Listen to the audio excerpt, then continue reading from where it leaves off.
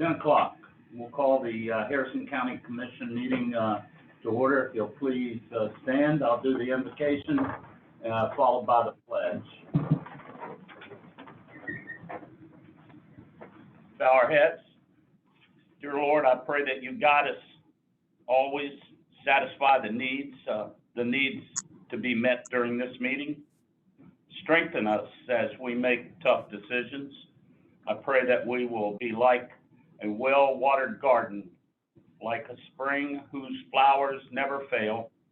I pray that we'll be fruitful. Father, please guide us so that this meeting can be productive. Let us be effective and decisive.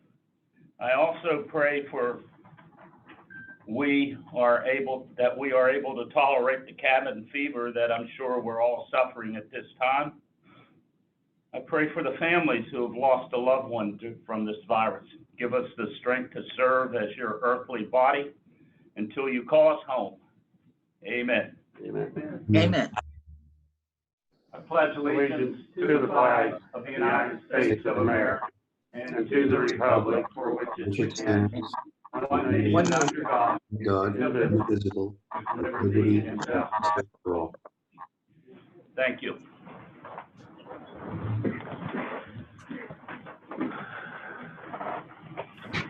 All right. Record reflect that all three commissioners are here, one by Zoom and one at least 6 feet away in sitting in the back of the room. With that, 10 o'clock, we have the budget for 2021. Public hearing to consider any objections, comments, and officially adopt the levy rate. Public hearing is now open. Is there anyone that has any comments from the public with regard to the budget? I think it's been published in the paper, hasn't it, Willie? It has been. We sent it to the auditor's office as required. We received a notice of approval from the auditor's office. The levy order and rate sheets have been prepared for the signature of Ms. Thomas, published in the paper. We have the certificate of publication for our records, and it's a matter now of public hearing. If there's anybody to comment or make any questions, objections, whatever the case may be for the rates and budget as adopted. All right. Any comments from the public? Hearing none. How about our officials? Mr. Parker, is the levy rate the same that it was last year? Yes, it is. The levy rate stayed the same as it currently is. And how about for, is the stipulation still in there that we will look at a 3% increase for employees based on our financial status as of June? Yes, the budget was adopted or preliminary adopted by the commission with the funding for an up to a 3% increase, and that money was held in the contingency line item. It's just under $300,000 that's held in the contingency line item. I will mention on behalf of the sheriff, you gentlemen should have received an email, not that he's objecting to the budget at this point in time by no stretch of the imagination, but there is some concern in the new equipment line item for the 700 law enforcement as it relates to replacement of vehicles. So depending on our carryover, that's something the commission may want to take a look at in July, August time period. All right. Did he put it in the budget? We have $200,000 in the budget for new equipment, but $65,000 of that is already committed for the body cameras, for payment on body cameras.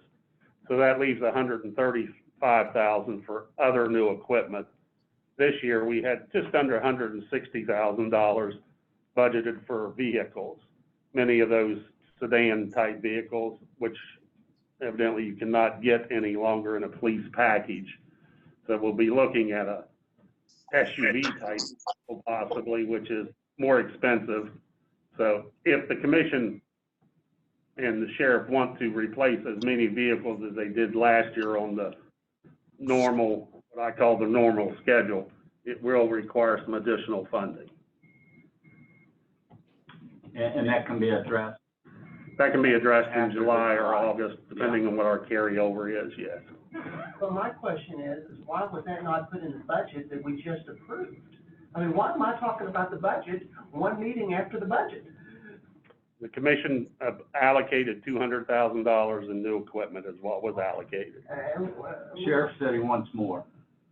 But wasn't that supposed to be at budget time? He did. Am I using common sense here in the wrong way? Yeah, the sheriff did bring it up at budget time and expressed his concern on the new equipment line item. So we have, all we're doing, Patsy, is deferring that until after the July, August, and see where we're at.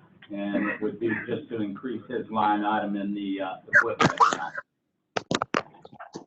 Or just replace less vehicles, depending on what our situation is. Whatever the vehicle is. That could come out for general fund, right? Exactly. That's why we have to, that's why you're supposed to go over the budget before you approve it, unlike what we did this year, and we will never do again. Yeah. Okay. All right, David, do you have any comments?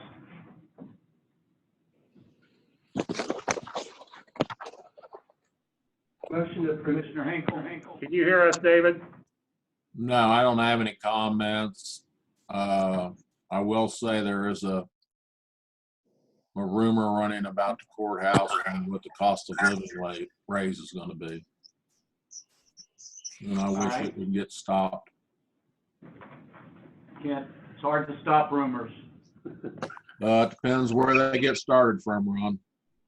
Well, at least, David, from this meeting, we adopt this budget. The 3% is in there as long as we're financially healthy and can afford it at June. That would go in effect July. So if there's any rumors, hopefully they'll either be attending this meeting or read the paper or some other form, or come and ask us.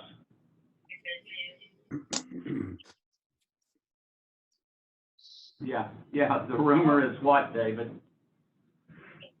Hey, you don't have to, don't spread the rumor. Heck, we don't want to hear it. We already know what we're doing. All right. Hearing no other comments, need a motion to approve.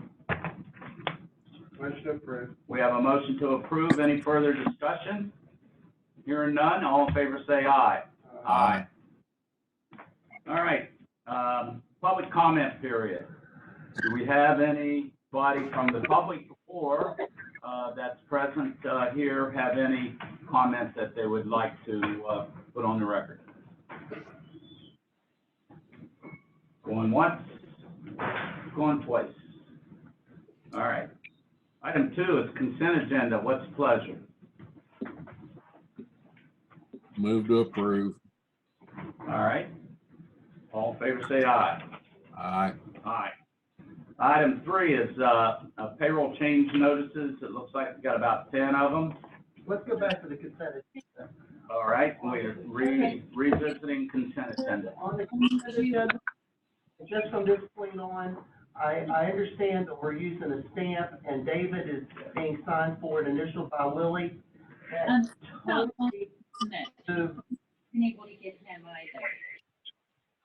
Do you know where he is and see him, or is that a different? on the courthouse. Anytime Willie needs anything signed to this point, we've all been down the road in Harrison County where we've seen the headlines because somebody we never dreamed did something they didn't think, we didn't think they would do. From this point on, we will sign them individually like we're supposed to. And we can then look at it. Yeah, Well, let's just go ahead and make it part of the record. Yeah, so that's going on, no more. David, what no more signatures. What Patsy is saying is that no longer do we do the stamp or proxy somebody else's signature, that we have to have 2.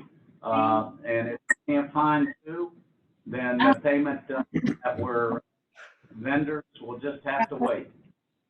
All right. If anybody's out there listening, please mute and give an opportunity to speak, okay? Mute your phone. Only for emergencies, and this was an emergency, and that's why one of our other process servers tried.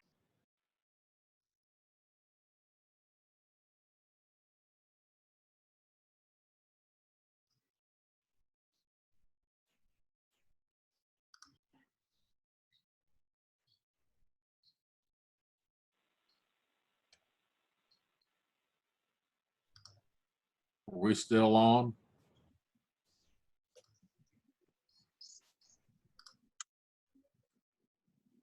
I hear you, Dave. All right. Did you hear Patsy, David? Huh? Did you hear Patsy? No, I didn't hear anything. It was somebody was in a conversation among themselves. Go ahead, Willie. Go. The motion or the discussion was about using a signature stamp on the invoices and requiring two commissioners to go ahead and sign off on that from this point forward. Since March or thereabouts, I've used Mr. Watson's signature stamp on some invoices, and then Patsy or you have signed, or I've signed your initials with your approval. So going forward, it'll be two commissioners. The only thing that I would like to add is that going forward, that at least the front page be scanned and sent to each commissioner if they want to sign by electronic signature. I can do that. That'll take some time and effort, but we can do that. Do you want the backup documentation scanned or just the front? Front's fine for me. If I have a question, I'll call. All right. One other question, Mr. Parker. Patsy talks about guidelines. Is there guidelines? I mean, I've been here for 18 years, and I don't know, it's always been two signatures, and then because of the virus, we've changed up a little bit, but in order to get the vendors paid, is there something etched in the auditor or somebody's? Each expenditure requires the approval of the commission. Did it say how? It requires your approval. You can approve them. Yeah. You want to look through them and say, Mr. Parker, go ahead and use my stamp. That's up to you. But the commission as a whole says don't do that. That's fine. I just wanted to know if there was any specific guidelines that we had to fix or. Just a matter of requires commission approval. All right. And they have to be available for inspection. If someone would have a question and want to look through them, we'd have to make arrangements to make that happen. Yeah. All right. All right. Anything else? Any others, Patsy? One there? All right. That will put that into practice, all right? Not a problem. All right. Moving on, 10:15, we have a hearing, the estate of Andrew G. Watson, petition to probate lost will. Mr. Parker? We need to find Mr. Marsh if he's attending. Richard Marsh. Yeah, I'm on the phone, Mr. Parker. All right, thank you. Do you have anybody else dialing in today to appear? Yeah. Or is Glenn Watson, the petitioner, should be on the phone. Glenn, you there? Yes, I am. all right? Yes, he's up there. We have his video also. So, as I understand and Mr. Marsh, you can correct me, or Ms. Thomas can correct me. We have a petition to probate a lost will of Andrew G. Watson.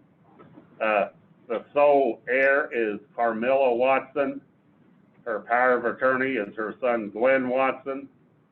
The will leaves everything to Miss Carmilla Watson, so the heir doesn't change. And Mr. Andrew Watson may be entitled to a payout from some 9/11 lawsuits.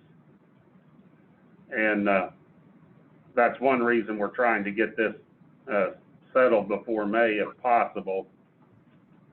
The will appoints Carmela and James Watson as the first and secondary choice for executor. They both issued waivers, and the will names Glenn as the third choice. So it's a matter of, following the will. Mr. Marsh has prepared a tentative order, which is in your packet,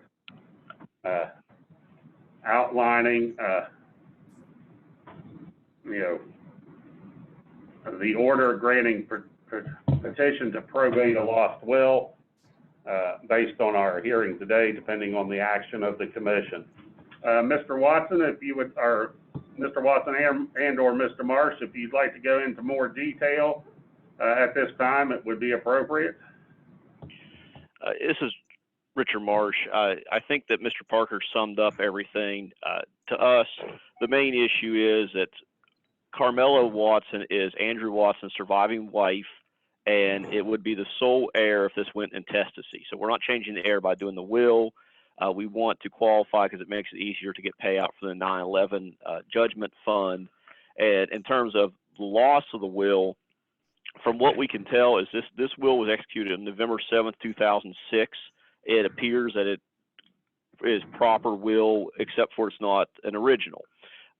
Our belief is that in 2016, at that point in time, Andrew was in Nella's nursing home, and they were paying for that privately. And then Carmela and Glenn went and met with attorney Brent Van Dyson for Medicaid planning. At that time, they took the original will with them. Mr. Van Dyson made a copy and gave it back to them. And then Glenn's understanding is that he believes that Carmela Watson took that back with her to her home.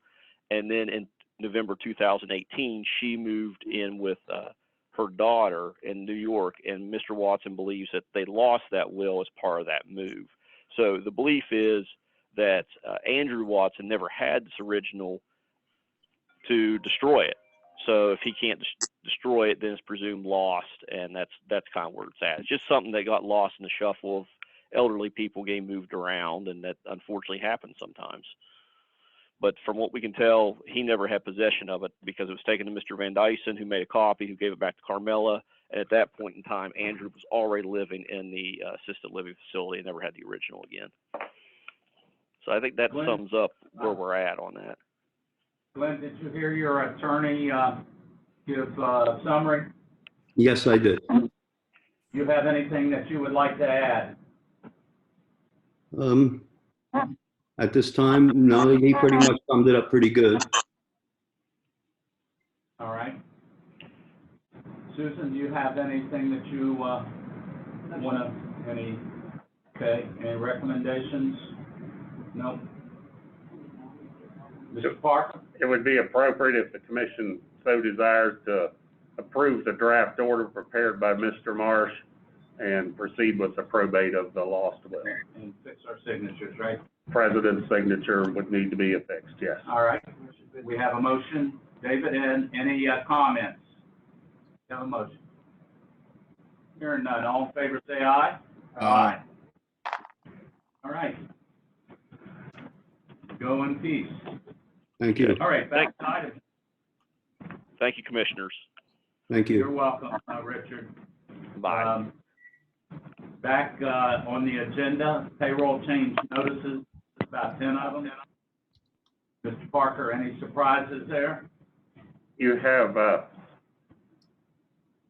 couple of items, number 9 and 10 are in, well, 8's moving a part-time individual to full-time. We had a full-time court bailiff go back to a part-time status, so it's just switching one part-time to full-time and one full-time to part-time. The money stays the same.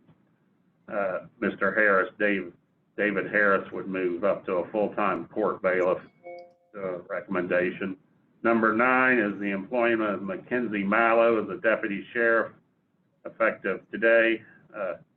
at 49,500. Number 10 is employment or reemployment of Mark Sinderak as a deputy sheriff effective today at 50,700. The other items relate, the other payroll changes relate to deductions of leave without pay or whatever the case may be as it relates to the COVID-19 or family medical leave. We do have one termination of employment for a 911 staff member that new individual, one of the most recent hires that decided the job was not for her and has moved on. All right. What's the pleasure? All right, Patsy, get a motion to approve. Any further discussion? Hearing none. All in favor, say aye. Aye.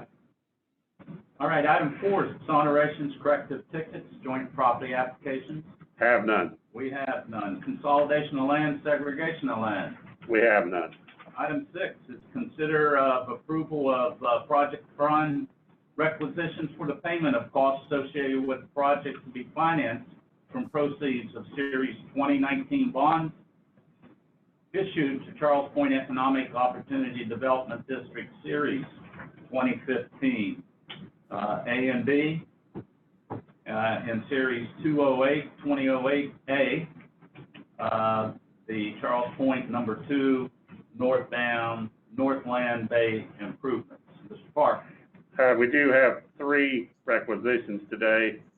The first one is in $2,572.33 for a payment to Municap and UMB and for administrative costs. The second one, excuse me, is for $115 payable to Municap for administrative costs. And then the last one is for $1,468.75, again, payable to Municap for administrative costs. Ms. Jones has prepared these, and assuming the commission authorizes president's signature, they will be sent out to the appropriate trustees.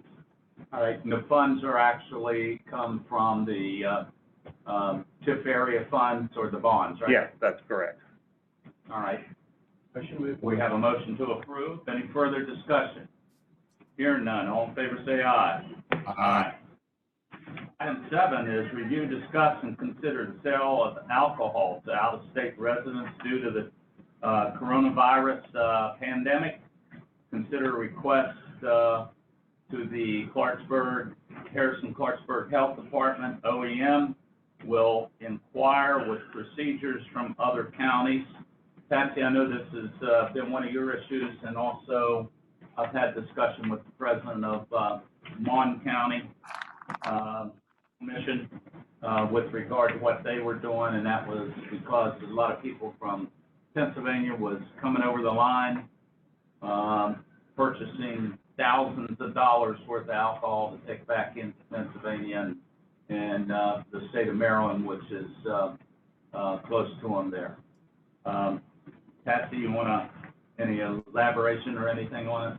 No, the only thing that I have to say is that it's not West Virginia, it's all the border, and close proximity counties in state of Ohio. Yeah. So we're really following suit with what anybody around the state of Pennsylvania is doing right now, because the way they handle their distribution or sale of liquor or beer beverages. Right. So what we're really doing is we have to decide if we think that it's about 35 miles and 35 minutes from the state line from Saltwell to Mount Morris. So we've just got to decide today if we want to follow suit with them and then lift this off as soon as you get past our, step 1, our 14-day step 1 that the governor's guiding us to follow. All right. David, any comment? I'll ask Mr. Parker to see what research he has done on this. Well, my only comment is, what do you do with the people that are in here living that have out-of-state driver's license and don't want to go buy beer, wine, or alcohol? How do you handle that? Okay. Mr. Parker, any research? we have attempted to do some research.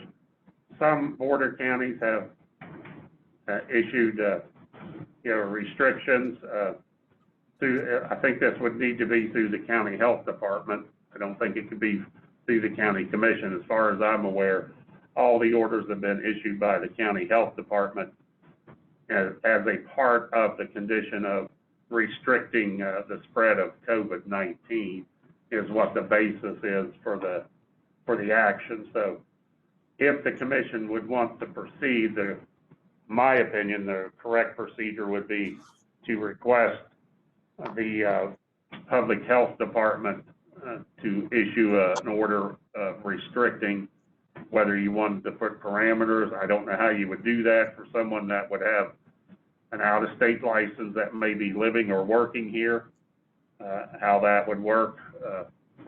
It could be difficult to enforce. I do not know. Did you look at the Monongalia County? The Monongalia County is in the packet, the press release associated with the Mon County ban. So that is in the packet that we prepared. All right. Commissioners, what's your pleasure? All right, we have a motion, David, to move it and request health department to generate an order. Any discussion? No. Hearing none, all in favor say aye. Aye. All right. Item 8 is review, discuss, and consider instruction or guidance from the state regarding the Hero Pay Fund provided to each county by the Office of the Governor. Mr. Parker. We did receive our $100,000 check, which I have here in the meeting room today. The letter outlines the eligible expenditures. In the public, it's been designated as, or commonly referred to as, Hero Pay. I think that's a misnomer because that is really not an eligible expenditure under the guidelines. It's a COVID-19 pandemic county block grant is how it is structured. Each county received $100,000. And the letter outlines how it can be expended. Necessary expenditures incurred due to the public health emergency with respect to the COVID-19 pandemic. That's number one. You have to meet these criteria to be eligible. Number two is we're not accounted for in the budget most recently adopted as of March 27th, 2020, the date of the enactment of the CARES Act for the county or municipality, and were or will be incurred during the period that begins March the 1st, 2020, and ends on December the 30th, 2020. So these funds can be utilized for ongoing expenditures from counties or municipalities. The county received a $100,000 check. The letter requests that the county take a look at municipalities and work in cooperation with municipalities. And it says the block grant funding, while first directed to your county for initial receipt of funds, should be shared with the affected municipalities within your county. It doesn't outline any procedures for that or how that would work. I did do some research on our expenditures to date, not counting the election expenditures, I think, which will be reimbursed from another area, possibly from the state. In the requisitions you have today, there's about 10,000 plus or minus as it relates to election expense. But prior to the requisitions you have before you today for approval, excuse me, the county has spent $48,333.61.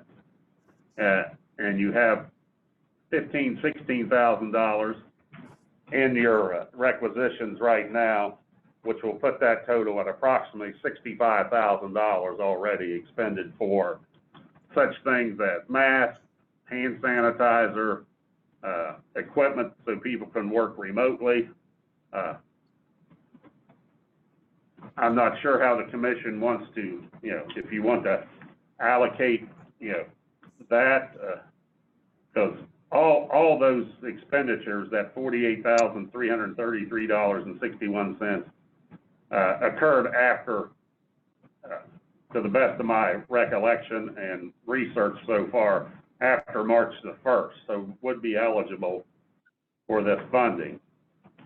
We have received some calls from a couple of cities wondering how this will work.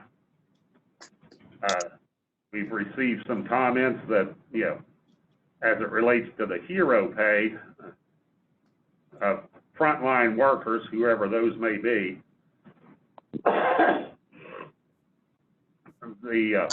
I know there's been some public comments about grocery store workers and such. There's no legal way for the county commission to do that. That's in my knowledge and my research.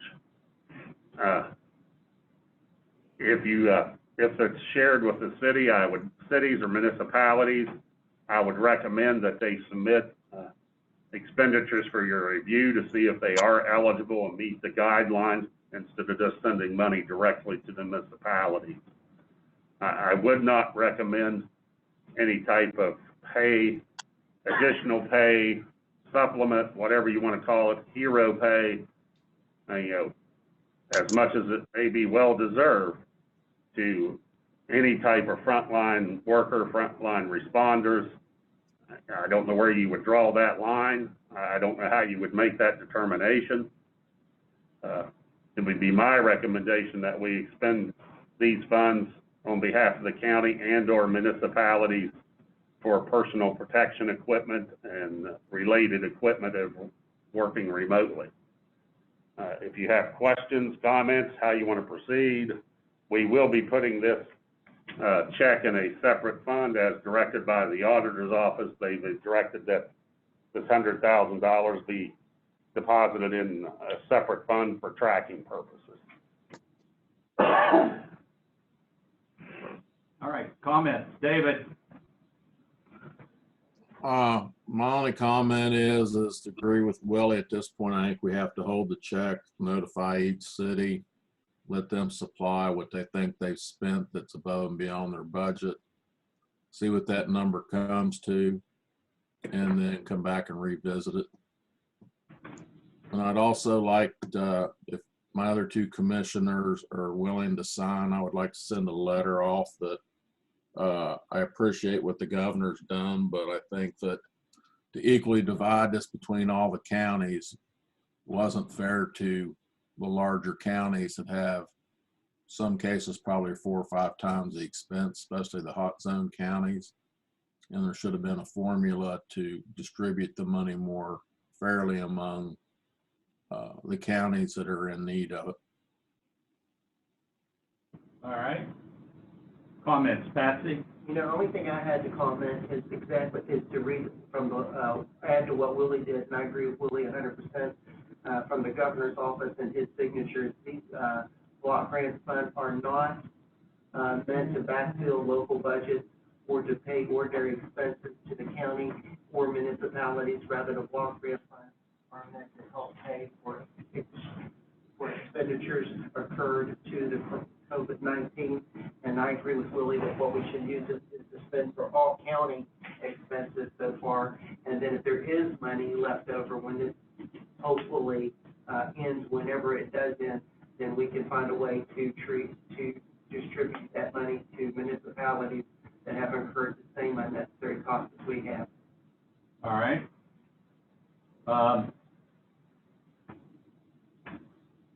About a motion to that effect, and also, David, part of your motion is to have staff generate a letter back to the governor with signatures from the 3 commissioners. So a motion to proceed with the county administrator's recommendation to spend the money on protective PPE and later decide if we have extra money distributed to municipalities, and also to sign letter governor's office, not questioning, but, showing a, lack of understanding of how, larger, counties are in the equal distribution of this money as a smaller county that may not have as many, expenses occur to them. All right. You got that, Susan? All right.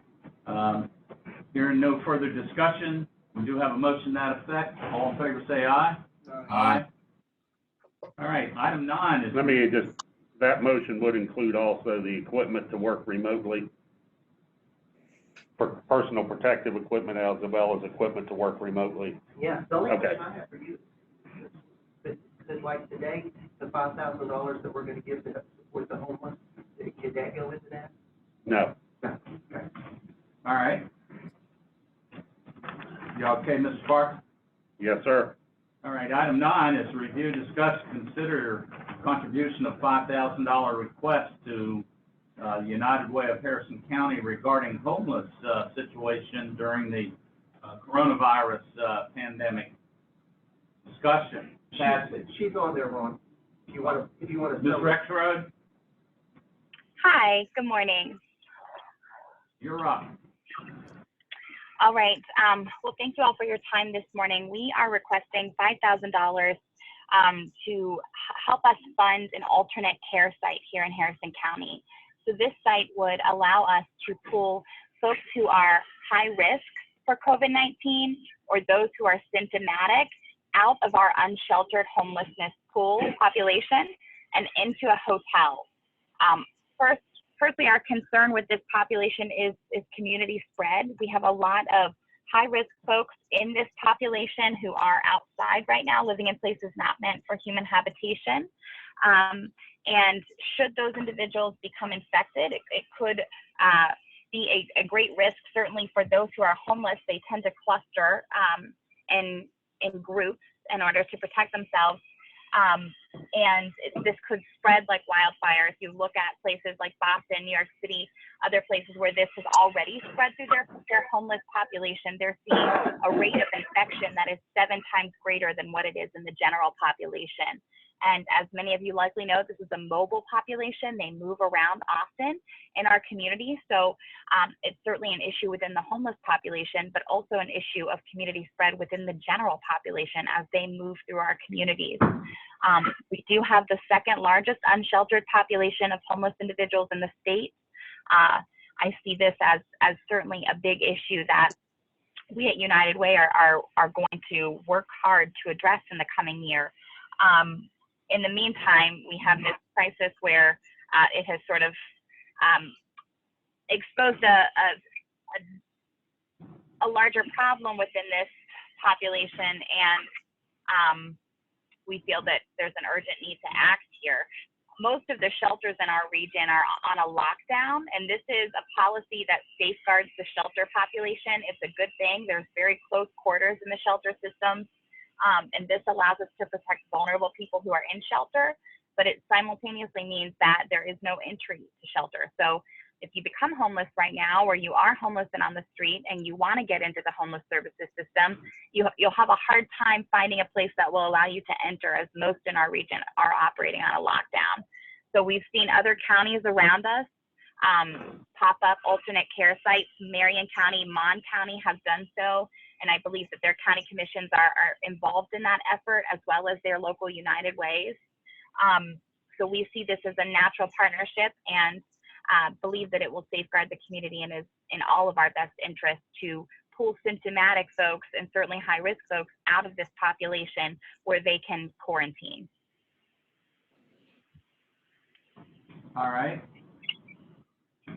Anything further with regard to this? David, do you have any questions?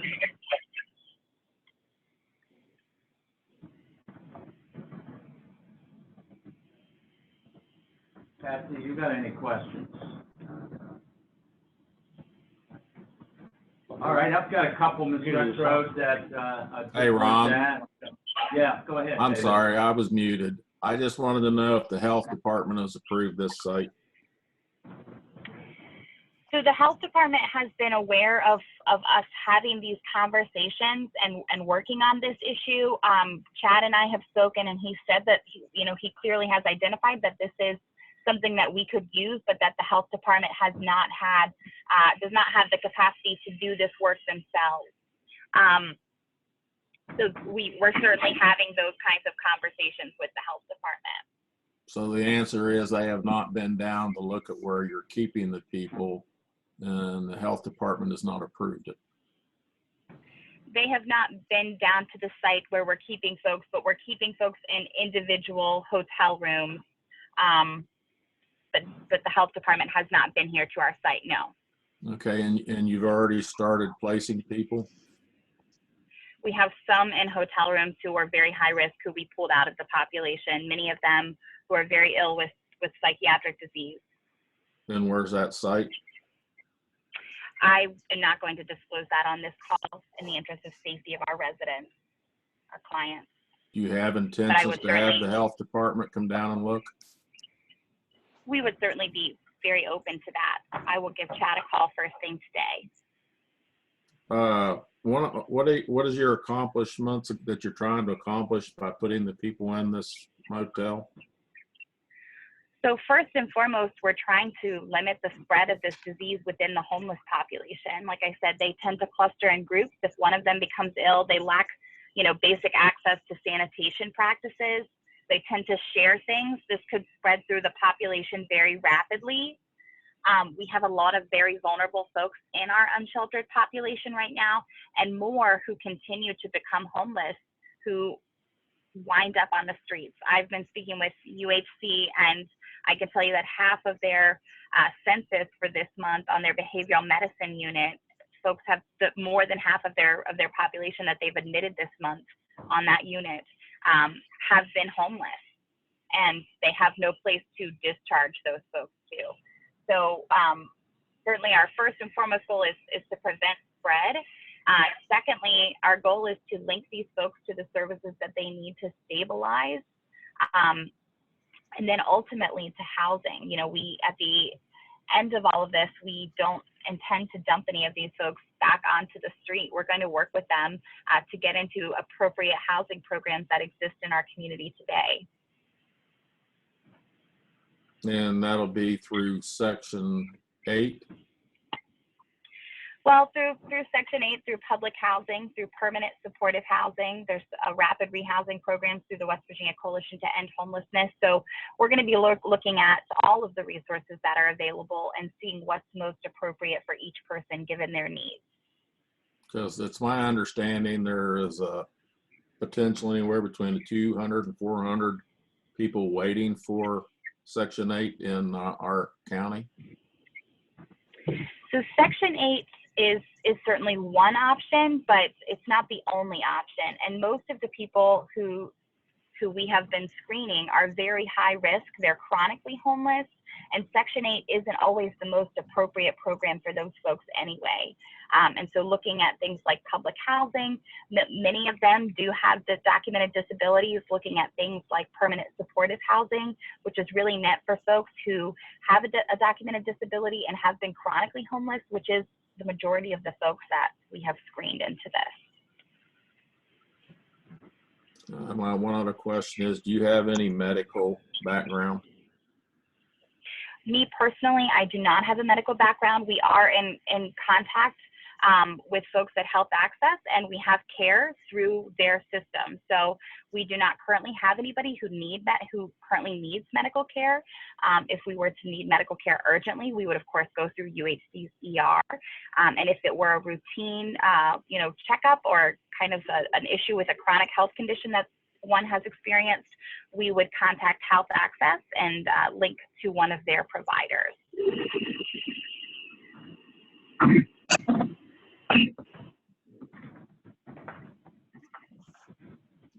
None of the individuals. Go ahead, Ron. I got to think a little bit more on my own answer. Okay. Ms. Rexroad, a couple questions I have is, somebody needs to mute. All right, thank you.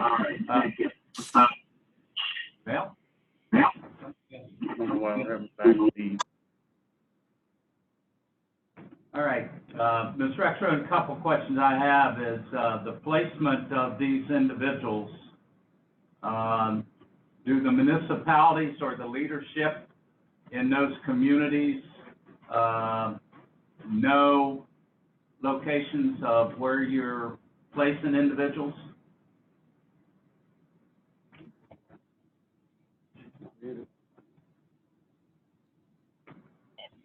You are unmuted. I'm sorry, I think I was muted there. Are you referring to where these individuals will be placed eventually in housing, or where the alternate care site is located? No, where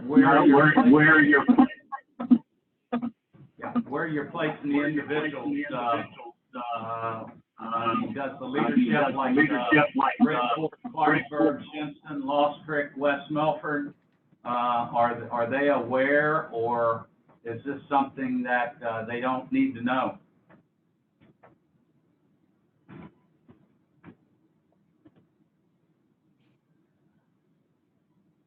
Housing programs that You are unmuted. we hope for folks to flow into, like the eventual places where they'll be housed, or just where they're being temporarily sheltered in the alternate care site?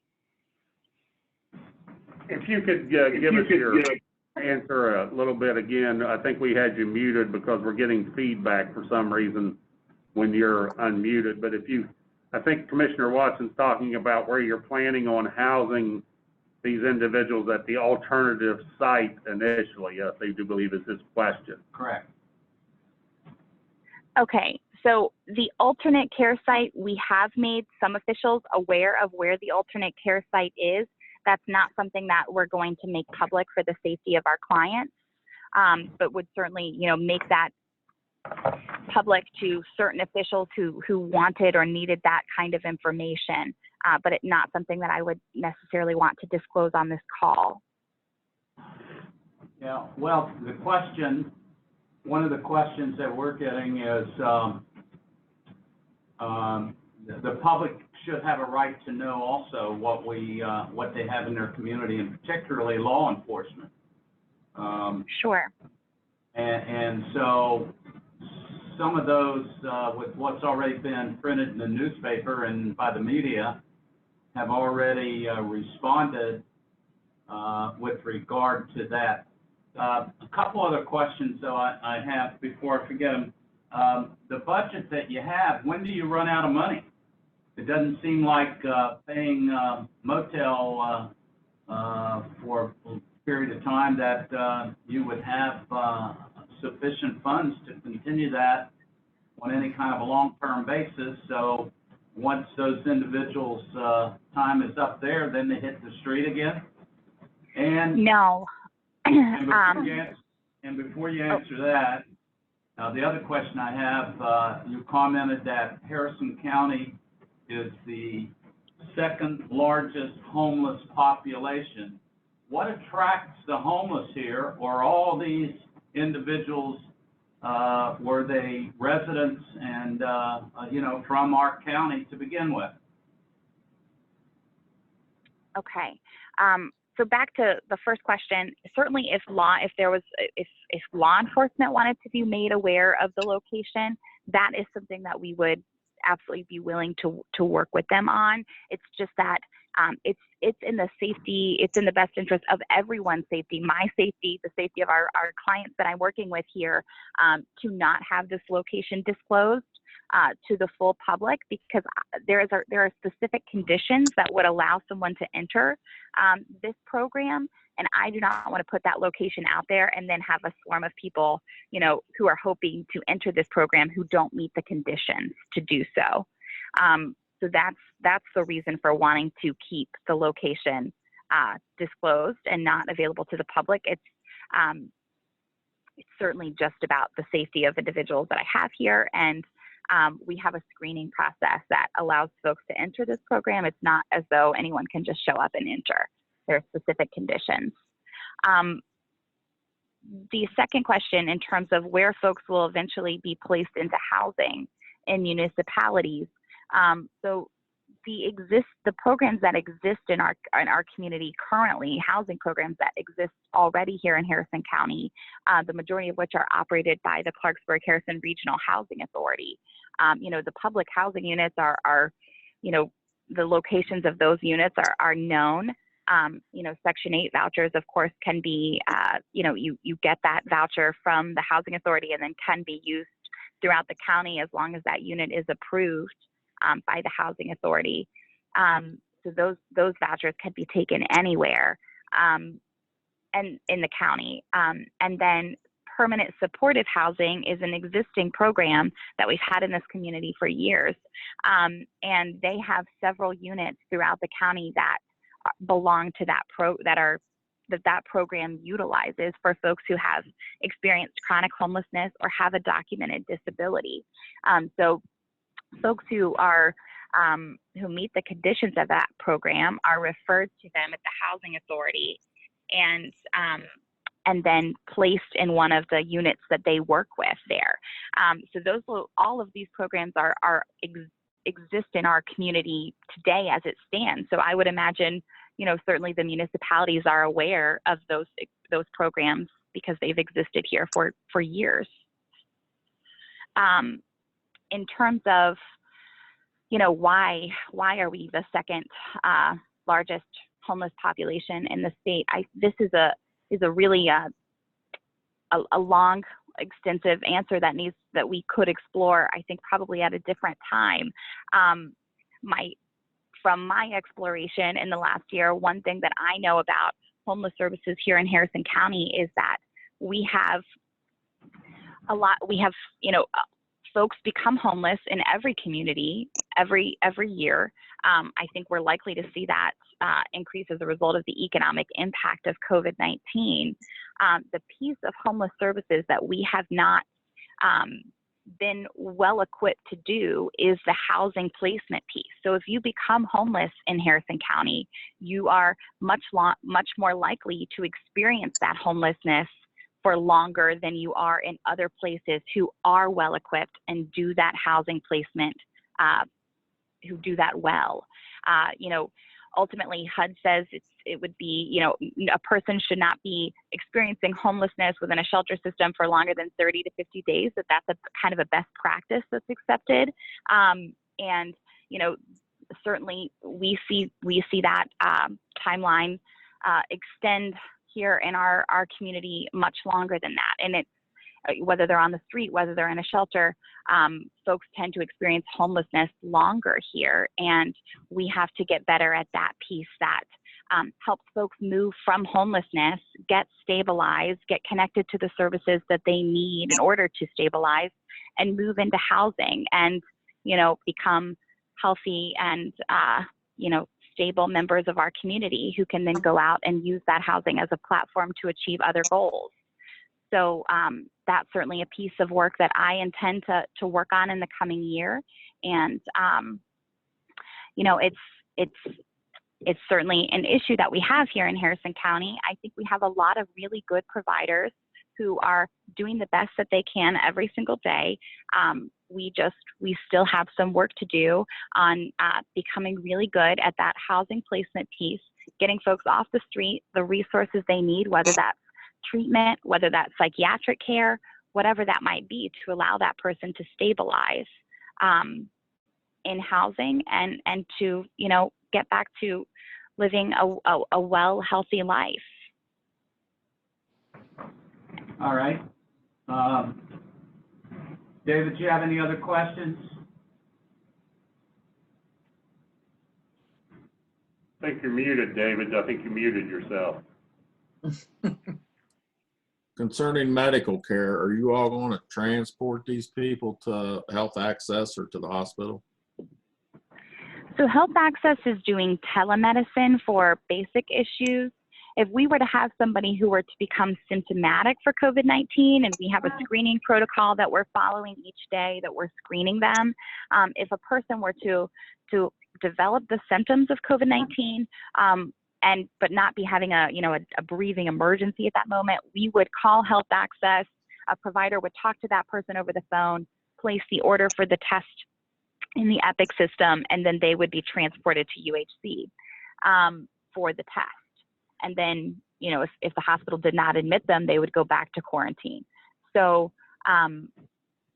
we're doing that way. For folks who have like a chronic health condition, who just need to be seen for a regular issue, then we would attempt to transport them for a regular doctor's visit, should they need that.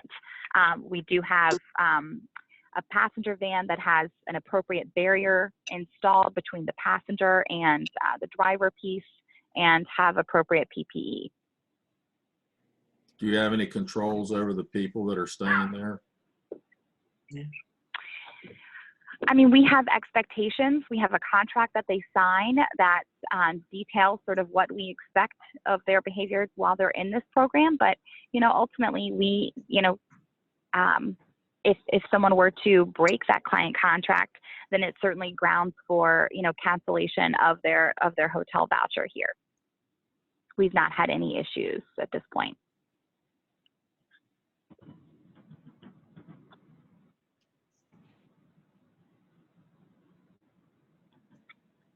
Other questions, David? No, I have the only comment that I have at this point is, one, can we legally as a commission give the money?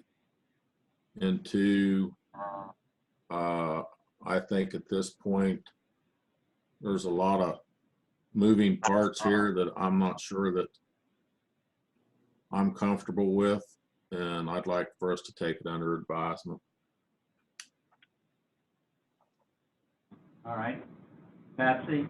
I agree with everything David said, and I agree with everything the young lady said. It's a tough situation. All right.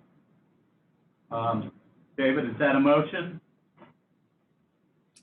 Yeah, I mean, I don't think we can give the money until Rachel gives me an okay that what we're doing and how we're doing it is that we're within the law to do, to give that money, because it's kind of an odd situation to be giving it to a nonprofit and then turn around and giving the money to an individual. All right. So the money does not go to an individual. The money is going directly from us to the hotel that pays and we pay directly for the service. It does not at all go to, is dispensed to individuals at all. No, I meant to say the motel. Okay. Part of the question, Ms. Rexroad, is eventually this money is for the benefit of a private for-profit company. And the question that we would be posing to Ms. Romano, our prosecuting attorney, is ultimately, you know, can that money flow through you or your agency to a private for-profit facility? That is the question. Okay, thank you for that. All right. David, motion? The motion is to have Rachel look into the legality of what they're asking for the county to do, and for the county to obtain more information on how this program's going to work and how it's going to be involved with other agencies. All right, so you take it under advisement, right? Yes, sir. All right, any further discussion? Patsy? No, my only question is why did we wait till now to send this to Rachel? I mean, we're moving forward with it, and I agree with everything David said. You know, I'm not sure I heard anything about it until last week. yeah, me too. So we had a week. And is the funding request in, Willie? Did you get one? The only thing I received was this email Right. that was forwarded from our OEM director, Ms. Peace, on Thursday, the 16th, is when we received that. Right. I think she emailed all three of us commissioners on that, but probably what you need to do is also coordinate with her and get her a funding packet so that we can put that on the table, and come June or whatever, after we can see where we're at in the budget. I think we're deferring all funding requests, if I'm not mistaken. But let me make sure that I say one more thing, because I'm all over the place with this.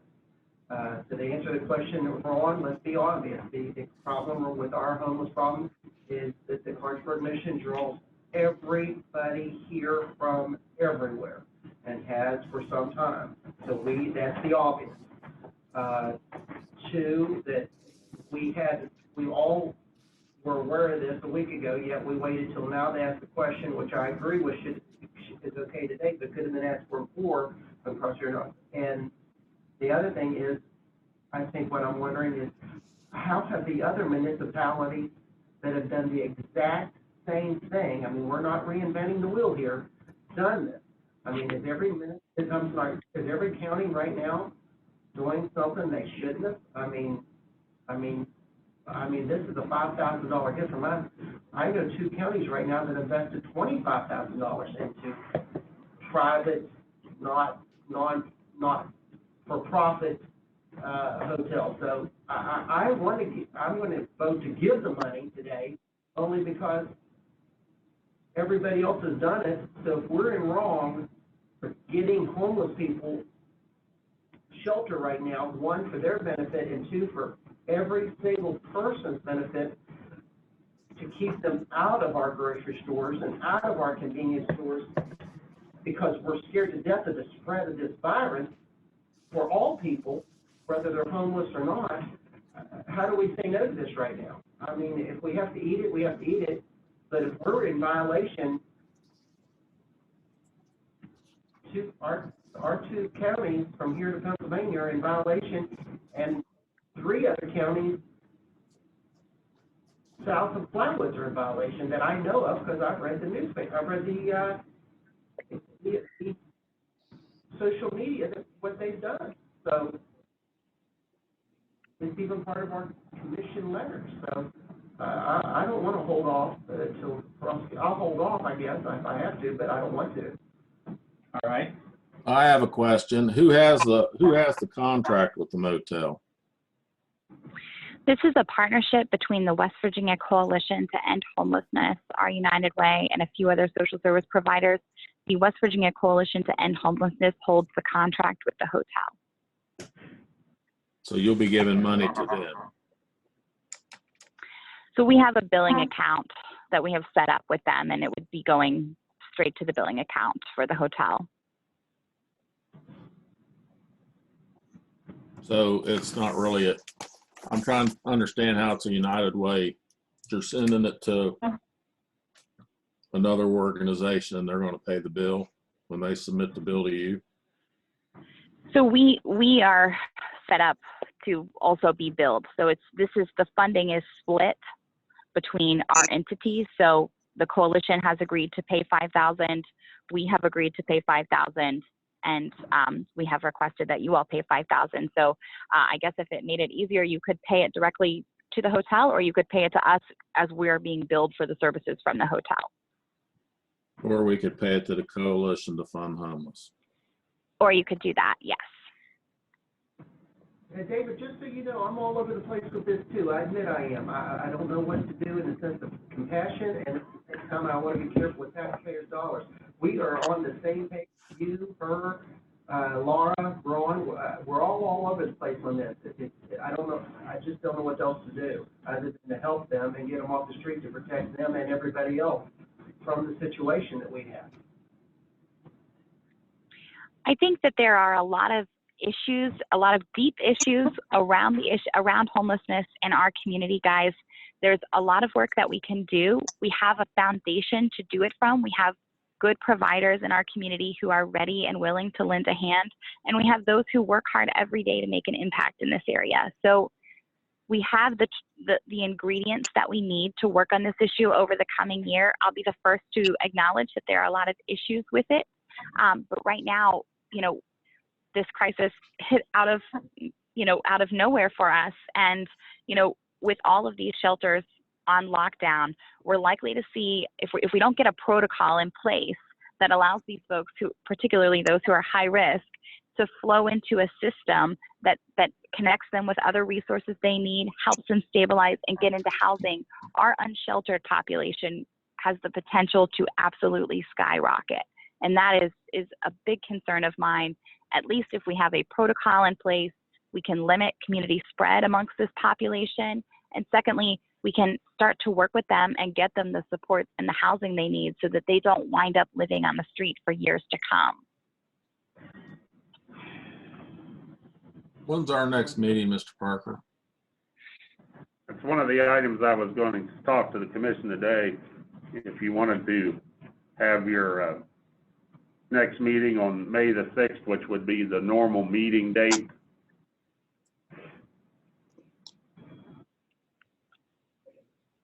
That's what I show as our next meeting, if it's agreeable to the commission. The 6th, and then followed by the 20th of May. Well, I think we can probably agree on that, get back into our system and see where we go from there. I would, part of my motion, Ron, is for us to table it and to come back on the 28th of April when they have submitted the proper It'll be the paperwork. 6th. It'll be the 6th, David. I don't, if we want to make them wait that long, that's up to you all. No, we can have a special meeting now in this situation anytime we want to. Correct. So that's mine, to bring in the proper funding request, bring in a plan, and I would like as much as possible between now and then for our staff to look at what their proposal is, because I mean, this looks to me like this is a Band-Aid for just a few weeks, and I worry about that. All right, so 28th? 10 o'clock? Yeah. We may have other items then besides this. We do purchase orders.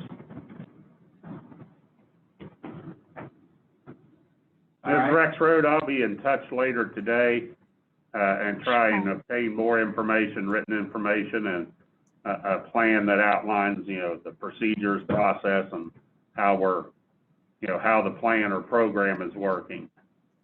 Sure. All right, so that's the motion. Any further discussion? Hearing none, all in favor say aye. Aye. Aye. All right, Ms. Retro, thank you very much. Any opposed? I'm sorry. Patsy registers a nay. Ms. Retro, thank you very much for the information you provided. Let's see what next week brings. Thank you. All right, item Thank 10 is review, discuss, consider correspondence regarding the need for statewide standards in the adoption of an order relating to the designation of Harrison County and other counties as hotspots related to the coronavirus pandemic. That is a moot issue now. And David, I know that you may have some concerns along with Kanawha County, but this was the movers and shakers in Charleston, and the order that we put in is been overridden by the governor in his executive order. So it's standardized for all counties throughout that are considered hotspots. Is that correct, Mr. Parker? Yes, it's for all businesses remaining open during the COVID-19 outbreak. So it's a legislative rule from the Bureau of Public Health, DHHR, for all businesses that are open. And there may be some others coming as the governor frees up, relax on more and more activities that can open. Mr. All right. Parker, what's in our package that it's marked draft? Is that the one that we came up with? Or is this the No, state? that draft is the state legislative rule. We did not have the final adoption. The draft was finalized as it's in your packet. There was no changes that I could see from that draft. So that's what was adopted in Charleston as a legislative rule. All right. we'll make the motion to make it part of today's record. Motion makes that record. The only thing I would like to add, Ron, is, but I'd like it noted that I protest this. All right. Let the record reflect that. All in favor, say aye. All right. Nay. So David, you would be a nay. Nay. Yep.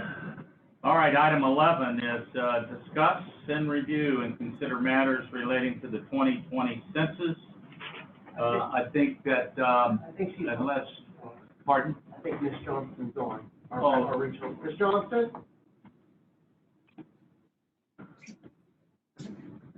Yes, I'm here. All right, you want to give us an update on the 2020 census? I do understand that the field operation individuals now are, that they suspended that until sometime in May or June. That is correct. The ACO office in Beckley is scheduled to reopen on June 1st, and it looks like about June 13th, they're looking at bringing the enumerators out again. Okay.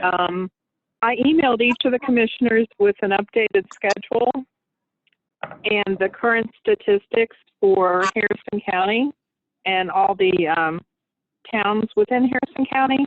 And we have some good news. So the national rate right now for self-response rate is 50.7%. For West Virginia, it's 39.3%. And Harrison County is a little bit ahead of the West Virginia rate with 42.8%. So that's pretty excellent news. I think we need to stay on it, but I think it's great. There are even 3 communities in Harrison County, Bridgeport at 63.4, Netterford at 55.4, and Stonewood at 56.7 that are well ahead of even the national rate. So that's really excellent news. There are 4 communities that are below the 12.9% or below, but a lot of that has to do with the Update Leave program, which is where the enumerators will go out and hand deliver paper forms. Some of them may not have received the paper forms in the mail, and the enumerators will hand deliver them. That is often done with rural areas or where a lot of people have post office boxes or rural route addresses. So that's really not a huge concern right now because once Update Leave begins in the middle of June, hopefully that will catch up. But at the same time, I think we need to continue getting the word out to people in the area. One thing that's been working really, really well in some of our other West Virginia communities is where areas have challenged each other to bring up their response rates. Lewis County and Upshur County are doing one right now where they challenge each other back and forth, and some are even offering prizes like little gift certificates to local businesses. So I've been in touch with the mayors in each of the communities, and I'm going to send this new information out to them and send out the idea that maybe the 4 communities might want to get together and do a little challenge amongst themselves or between each other. And that might bring up the rates a little bit.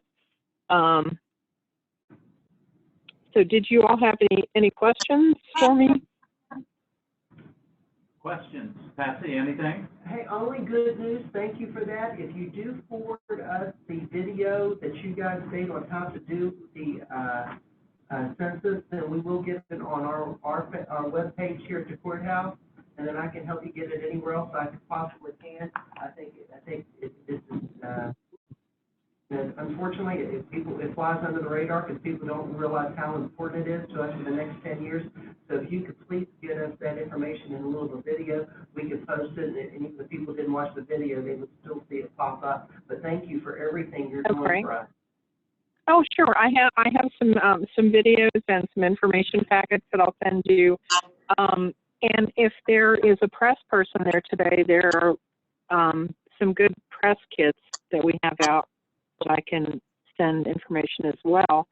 And I'm hoping to work more with our Harrison County Complete Count Committee. There are several individuals that are already on board, and kind of get them together virtually to brainstorm a little bit about how to reach out to our communities. Is that hail? All right, any other questions? David, do you have any? Hearing none, motion to make it part of today's record? Motion to make part of today's record. Okay, any further discussion? Hearing none, all in favor say aye. Back to David Brown. All right, item 12 is review, discuss, and consider a resolution authorizing the acceptance of a grant funds for the West Virginia from the West Virginia Department of Agriculture for the Spay and Neuter Program. It's $5,000, and Ms. Jones. Yes, we got that grant last year, and it was very successful, but yes, we were awarded the $5,000 for spay and neutering. So we need a motion to accept the money. grant funds and $5,000 and to fix our signatures. Motion to that effect, David? David, I think you're muted if you can hear me. You're muted, David. Got it. Okay, all in favor say aye. Aye. You made the motion, right? Patsy stepped out. Yes. All right. All right. Item 13 is review, discuss, consider appointment of primary election officials and alternates. Susan, That is the list of poll workers. did you get enough? Well, I think so, but we're calling everybody again because of the change and something like that. You might have some young folks this time. All right. David, we need a motion to approve the appointment of the primary election officials and their alternates. So moved. All in favor say aye. Aye. Aye.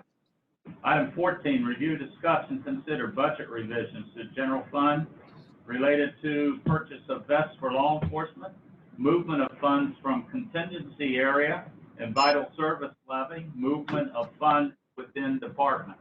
So these are budget revisions.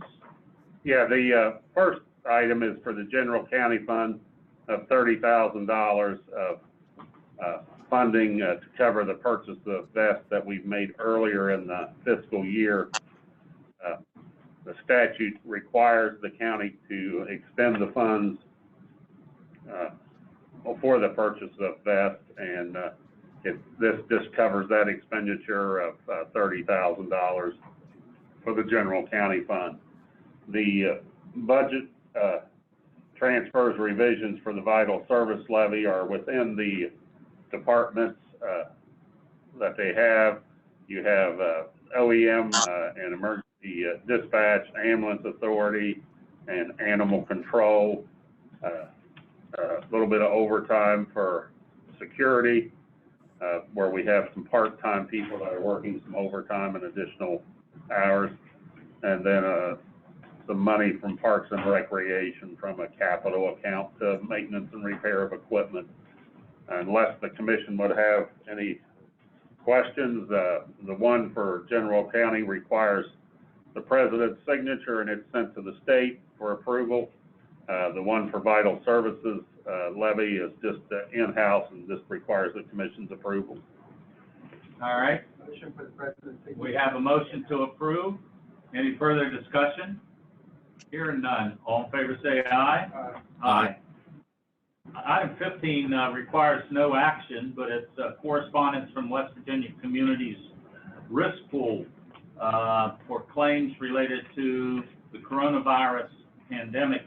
Mr. Parker, you are chair of that group. What would you like to share with us? Yes, we've had a couple of conference calls as a as a board, but, the workers' compensation, if, you know, it's determined there's a workers' compensation claim related to COVID-19, which is, you know, a difficult path to go down, but there is that coverage. Business income and expense losses tied to a property claim. So for that coverage to kick in right now, you would have to have a loss of a facility, you know, and then there's other topics there that we've been discussing, but the West Virginia Communities Risk Pool is just also, as all other agencies, taking a look at how the COVID-19 pandemic is affecting their operations and, you know, income, expenses, and whatever the case may be. So just for information of the commission. All right. Item 16 also doesn't require any action. It's correspondence relating to the withdrawal of funds from the escrow account for Charles Point Crossing LLC. Mr. Parker? This action's already been approved by the commission. It's just the documentation that was completed after the approval to make it part of today's record. All right. Motion to make it part of today's record? Motion. All in favor, say aye. Aye. Item 17, also, no action is required. It's procedure to sanitize N95 masks, the Sheriff's Office, Clarksburg Fire Department, and UHC. Mr. Parker, is this so that we can sanitize and reuse the N95 masks? Yes, Sheriff Matheny, working with other agencies, and I just included the you know, procedure so, you know, more people would be aware of that, of how that would work. So if there's questions, we can get with Sheriff Matheny or Chief Laddie, but we do have that option now to sanitize and reuse the N95 mask. All right. Any comments? Patsy? David? No. Sheriff Matheny, I see you're on there. Do you have any comments, Robert? No, I just appreciate everybody's assistance in getting that procedure in place, and I think it'll help us with the lifespan of the mask. All right. Motion to make it part of today's record? Motion. All in favor, say aye. Aye. Item 18 is review and discuss and consider a resolution authorizing the application of Bureau of Justice Assistance Grant funds relating to the coronavirus pandemic. Ms. Jones? Yes, we were eligible to apply for $58,000. They would pay for the PPE equipment and additional equipment, reimbursements for some of the expenditures through the Sheriff's Department. And the sheriff can speak more on it if he would like to, but this is to approve the application. Get your signature. All right. So what, we have a motion to move for approval, and what this is, just authorizing an application for the $58,000. Should we get approved for that, then we'll come back with an acceptance on that. So the motion is to approve the application and fix the signatures necessary to move it on to Charles. Here, no further discussion. All in favor, say aye. Aye. Aye. Item 19 is to review, discuss, and consider a request of $2,500 from the for the American Red Cross Allegheny Highlands chapter. It's my understanding that they have sent requests out to all county commissions for this. My suggestion is that we take it under advisement. Mr. Parker, anything different than that? No, sir. All right, motion to take it under advisement. So moved. Any further discussion? Hearing none. All in favor say aye. Aye. Aye. Any opposed? Patsy reflects a no vote. Item 20, we're down to the bottom, guys. Commissioner comments. Patsy. The one thing, is Laura on here? Laura, are you there? Yes, I'm here. Hey, let me ask you a question on that spreadsheet you fill out. Is there something going on at the Salem Center that the reason their numbers are through the roof? Have you inquired about that? I mean, I know it's a wish list, at the same time, is there something that you know from the health department standpoint? No, not that I'm aware of. Have you noticed that what I'm talking about, their numbers? I'm not sure what sheet you're talking about, Patsy. Spreadsheet you send every? I think she's talking about the spreadsheet for the personal protective equipment that each agency or location filled out. Oh, Is that what that- you're talking about? I know it's just a wish list, but I mean, I thought to myself, why are they asking for so much more than anybody else? Because it's a wish list, they're hoping that they can get a bunch of stuff. The actuals of what they were awarded from the state is not as large as their wish list. But of course, they'll have to, again, submit their list to me for, by Wednesday at noon. So I can submit that for the next operational period, would be for a 2-week operational period that they'll be requesting items for. And that goes along with the Harris County, I guess, SWEAT suite. Tell me about that. Repeat that last part, I'm sorry, it was hard to hear you. Talking about the sweat or activity that I think that you've been working on now. Oh, yes, that goes along with that. That is just a situational update so they can have it nice color coded. It'll grab their attention whenever it's in red or yellow or whatnot. But all those forms go together. Okay. Hey, Laura, thank you so much. I'm just following that stuff, and those numbers popped out at me. Oh, no problem. If there's anything else, please let me know. And then let me get caught up real quick, because I haven't been here as much. We're using the BB&T card instead of the card that gets from the state that gets its money back? We're using both, yes. Depending on the credit limit on our purchasing card, sometimes the purchasing card, the credit limit's been reached and we don't have a limit for to purchase it, so that's when we use the BB&T card. Okay, and then just give me up to date on the 7th floor penthouse storage remodel. That room has been completed. Huffman Corporation's completed that, so it's a matter of moving equipment at this point. Are we happy? Yes. That's all I have. All right. David, comments? I'd like to have a work session Friday. I would too, David, because we have to talk about the opioid situation with prosecuting attorney. And we need a recommendation from her for that. And I have, and a few other things I'd just like to talk about. I would need a list of those topics so I could put it on an agenda. That would be an official meeting of the commission, a special meeting. Well, let me ask you that, David. Can we just do that the 28th then, since we're going to have the special meeting anyway? We can. Okay. The only other thing I'd like to know is get an update on with the annex.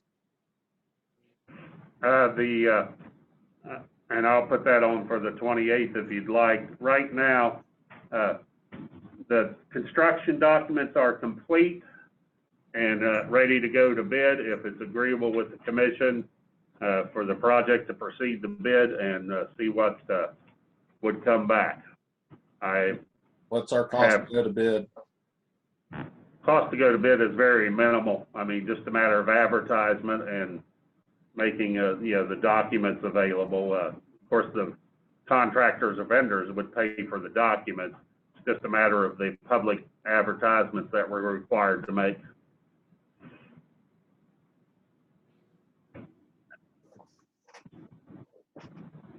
Unless there's objection, I could contact the firm and ask them to proceed with the bidding documents and have them back for final approval. How about the demolishing of the structure over there? Can that be done independent? It can be done independent. Wouldn't that be a cost savings? It would be a cost savings overall, because if it's included in the general contract, the general contractor may or may not handle that themselves. If they do, it may not cost additional funds. If they don't, I'm sure there'll be a markup. I know we have asbestos tile that we need to remove. We have an asbestos report as well as some other environmental hazards of pigeon, that the pigeons have left us. So I can, if it's agreeable, I could have on the 28th, the bidding documents, for consideration and approval. And the demolishing And outside of, demolishing the building. all right. I'd like to have the documents by Friday to look over the weekend. All right. David, Willie, let me ask you this Thrasher email that we get on the 8th, for, the Harrison County Industrial Park Airport Road, is there anything updated on that? No, it's as my knowledge, it's part of an environmental review for that project. Have we filled out everything we need to do? To my knowledge, yes. Thrasher does that for us? Yeah. Yeah, we filled out the documents that they've sent us and requested. Patsy, we're ready to, and that's something we gotta sit down and discuss, but we have one building that can be built on it. And we're looking to apply for a grant, and we're trying to see how we can work that. Okay. So hopefully we'll be applying for grant funds, which I think we should be successful in getting. Okay. I don't have anything, Mr. President. Anything else, David? The safety building over in Nutter Fort. I'd love to All know right. when we're gonna put a roof on it. I'll get with MSES and see if those bidding documents have been complete. They were working on those, so I will follow up and see if I can have that for the 28th.